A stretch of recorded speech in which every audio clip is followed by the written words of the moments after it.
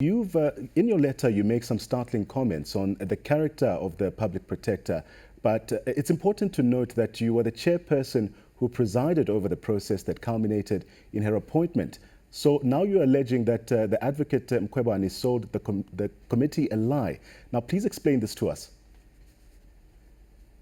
Okay, first of all, I think it's very important to understand that when we had that public protector process, it was the most representative, most participatory. All the political parties participated, the members of the public, civil society. It was the most transparent process after 1994 that we had in Parliament. And for the first time, even civil society were saying, for the first time, we see a different kind of leadership emerging in Parliament that allows civil society to participate fully in the matters of Parliament. And unfortunately, with Busisiwe Mkhwebane, she is a product of that process. And I am of a strong view that Mkhwebane misled all of us, not just the members of the public, but also us as the members of the committee that were tasked by Parliament to process all candidates that were standing to be public protectors, and we have seen. I mean, things that she has been doing are really unbelievable. Look at how she has been meddling with political affairs. Let's go to the Constitution. How do you come in as a public protector? One amongst the first things that you do is to instruct Parliament to amend the Constitution. That is not her jurisdiction. Look at how she has acted in the matters of the Free State corruption saga. Clearly, she is fictional, and we don't want a Dr. person Khoza, like that as our public protector. You claim she misled Parliament. How do you say she went about this? It's actually very interesting, because for those of you, you might as well wish to go back and actually look at the videos when we were interviewing her when she was in Parliament. First of all, let's start with the way she was dressed up. She came up there as this poor woman that is very intelligent, who was more like a victim, and kind of all of us as women, we kind of felt for her. And soon after we appointed her, and I met with her at Intercontinental Hotel, that was a different girl, I tell you. She came there, she was looking very smart, and even her hairdo. I mean, those were the small things that I started observing. But I thought, hey, Makhosi, maybe you are overreacting. But as we started engaging, she actually challenged me. She said, you as members of the ANC, how do you allow the opposition to outmaneuver yourselves like this? But judging by what you're saying, to allow myself to outmaneuver. Dr. So Khoza, I am saying Dr. to you, Khoza, she was commenting on political issues that were not her jurisdiction as a public protector. Dr. Khoza, allow me to interject. I mean, one would say that you are analyzing more of her appearance. The big question here is, what does this have to do with her work as the public protector? Let's get into that. Mkhwebane, there was a complaint that was raised to me. Unfortunately, it was raised outside the process, outside the committee. It was raised by the DA. They were saying, Dr. Khoza, there is a problem here. This lady has strong association with secret services, and this woman is not going to represent the interests of the public. I then challenged the DA. I said, if you want me to take up this matter, number one, you need to put it in writing. Number two, you need to raise it within the committee.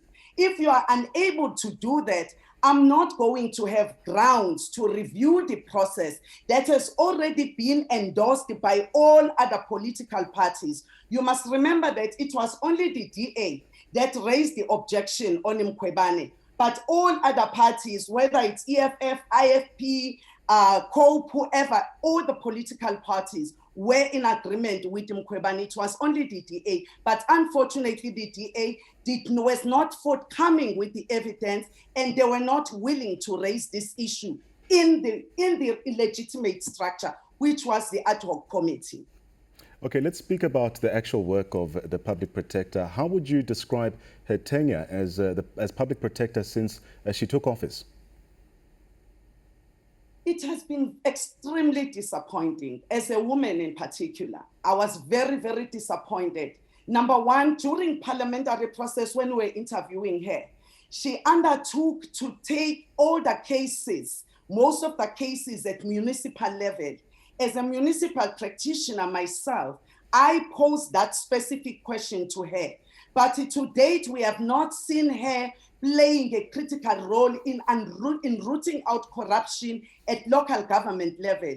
You must remember that local government is the most important sphere of local government, because that's where people are. People live, die, and are buried in a municipality. But Mkhwebane did not do that. Instead, what she started doing, she wanted to go for cases that were clearly factional politically. If you know the politics of the ANC, the factional politics of the ANC, you can clearly see what Mkhwebane was actually doing. And in fact, all the people, I was in the ANC for over 35 years. Mkhwebane, I could see that she was really going for the new regime. The people that are associated with the Ramaphosa regime, and not necessarily those that were associated with the former President Jacob Zuma.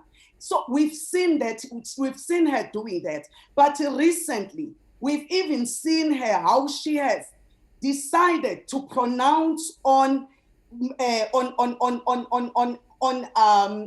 president of Action SA. She waited until Action SA is registered. Then soon after Action SA is registered, she then takes out her report. I am not saying she must not speak about us, but all I am saying is that act without fear, favor, and prejudice. That is the role of the public protector. The public protector is supposed to protect the members of the public. The public protector is not supposed to take political sides. The public protector, like the courts and all Chapter 9 institutions, is there to deepen democracy, not to divide society. But these are very serious. Society. These are very serious allegations that you make, calling the public protector a political player. Why do you believe she cannot be trusted? Look at all the cases that she's been looking at. It's very clear. I have not seen the public protector going for Mutambi. I have not seen her doing that. I have not seen her going for, in the case of Ace Makashula, all of us, we know what happened in the Free State. And, she tried all she could to exonerate Ace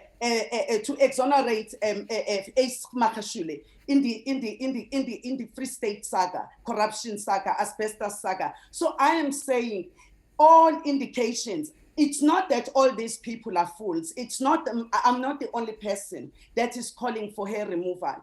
I am adding my voice, painfully so, as a feminist, because I kept on thinking that she is a woman. Let me give her a chance. But the more I tried to give her a chance as a woman, she is dividing this country and really destroying that beautiful legacy of Thuli Madonsela. It's a shame. Let's speak about your calls for her removal. Now, there is a parliamentary process to remove the public protector, but you are saying this will take too long and it would be a futile exercise to wait for Parliament to remove her from office. What do you suggest as an alternative? Mkhwebane is a secret agent. She's very experienced in that. I was the wife of a military intelligence officer. I know how these people operate. You see, the truth is Mkhwebane will find every loophole to delay the process. The best thing to do is to put pressure on her as a person to resign so that she is removed from that office and that we get a new person who is going to represent the interests of all the people of South Africa. That was Makhosi Khoza, Action SA's KZN chairperson, calling for the head of Advocate Busisiwe Mkhwebane, the current public protector.